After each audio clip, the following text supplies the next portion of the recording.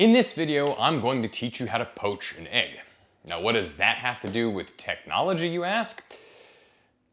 Not a damn thing.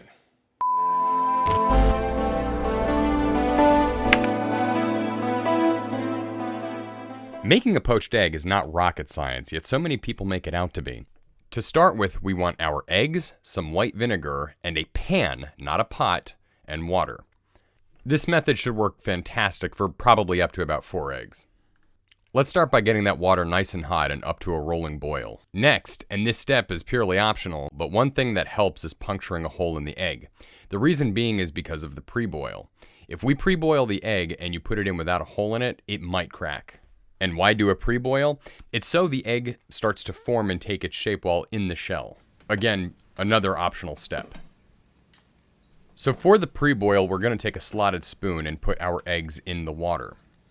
We're only going to leave them in though for about 10 seconds, not long at all. Once finished, take them out of the boiling water and put them to the side. Next, we're going to cut the heat off.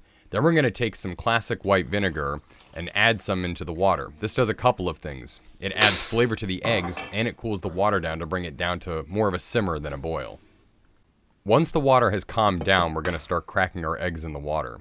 You want to probably get as close to the water as possible with the eggs so it doesn't splash or wisp. Then we're going to go ahead and take a lid and cover the pan. We want the eggs to sit in the water for about 2 minutes, but we'll check at about the minute mark to see how they're doing. What we want to do is uncover the eggs, and then we're going to take our slotted spoon, kind of fish one out a little bit, poke at the white and the yellow just to check it. If necessary, and you want the whites to harden a little bit more, just recover and let it sit a little longer.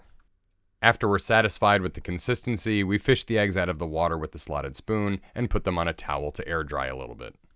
Next, you serve, eat, and enjoy.